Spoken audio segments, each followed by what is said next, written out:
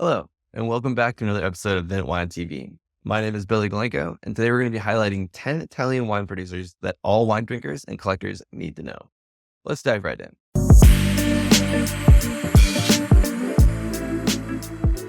First up, Giacomo Conterno. When we talk about Barolo, it's impossible not to mention Giacomo Conterno, a producer that has achieved near mythical status in the world of wine. Conterno's most revered wine, Monfortino, is a Barolo like no other, renowned for its depth, power, and ability to age for decades. This wine is only produced in the best vintages and is widely viewed as a benchmark for the best of Barolo. Next on our list, we stay in Barolo with Bartolo Mascarello. Bartolo Mascarello is another name that commands the utmost respect in Barolo. Unlike many modern producers, Mascarello has steadfastly adhered to traditional methods of blending fruit from multiple vineyards to create a single harmonious Barolo. This approach, combined with the state's unwavering commitment to quality, has made Mascarello a true collector's item. For our next producer, we're going to stay in Piemonte, but move over to Barbaresco with Gaja. No discussion of Barbaresco would be complete without mentioning Gaja, the producer who single-handedly catapulted Barbaresco onto the global stage. Gaja's single vineyard Barbaresco, Sori San Lorenzo, has been a benchmark since its first bottling in 1967. Gaja's ongoing commitment to innovation and quality has made their wine some of the most collectible in the world. For a deeper dive on Gaja, check out our episode on the Vint podcast, where we speak with Gaja, daughter of Angelo, who now runs the operation. Now, before we move on from Piemonte, I wanted to add one quick bonus producer to look out for. Bruno Giacosa. Now run by his daughter Bruno, the winery produces some of the world's finest Nebbiolo-based wines, both from Barolo and Barbaresco. While they didn't make the main list, they are definitely worth seeking out. Now, we head over to the Veneto. Here, we encounter Giuseppe Quintarelli. Giuseppe Quintarelli was revered as the godfather of Amarone. Today, the winery carries on his legacy and has continued producing wines of legendary intensity, complexity, and ability to age. The Amarone Reserva is the estate's flagship wine, produced only in the best vintages and aged up to 10 years before release. Quintarelli's commitment to traditional methods and their obsessive attention to detail have made their wine some of the favorites of both sommeliers and collectors. Next, we head south to Tuscany and highlight two producers famed for their Brunello di Montalcino. But before we do, if you're enjoying this video, please like and subscribe. Now in Montalcino, we have Biondi Santi. Biondi Santi is the estate that put Brunello di Montalcino on the map.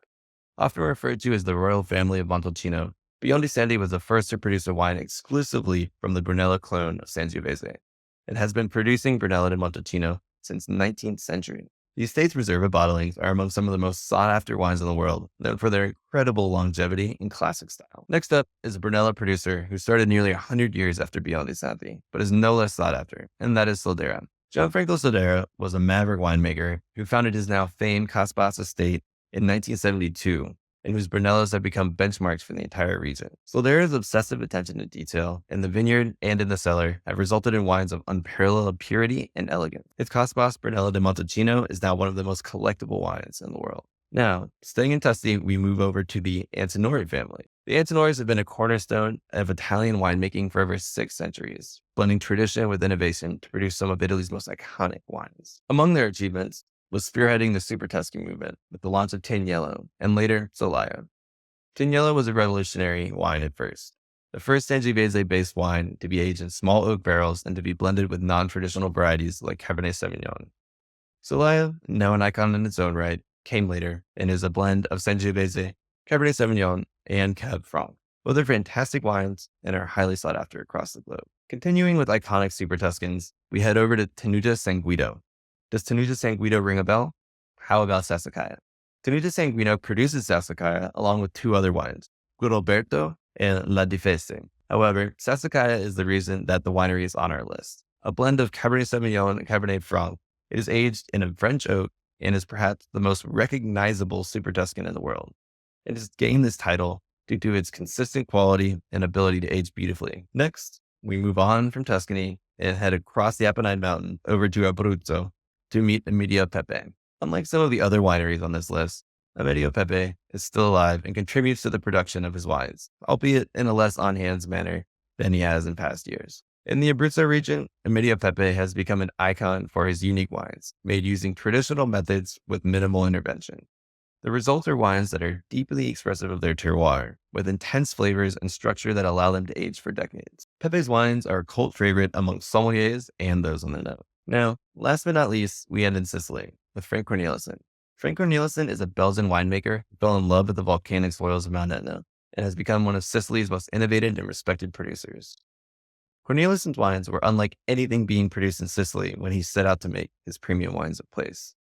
Taking inspiration from Burgundy, he set out to make unique terroir-driven wines that allowed each site or contrada to express themselves through single vineyard bottlings. Powered by the volcanic soils of Etna, these wines feature intense minerality, vibrant acidity, and complexity that unfolds over time. If you'd like to learn more about Cornelissen's wines, check out our interview with him on the Vint podcast. All right, that is our list of 10 Italian wine producers every wine drinker and collector should know. If you enjoyed this video, please like and subscribe for more tips and recommendations. And until our next video, cheers. Thanks for watching.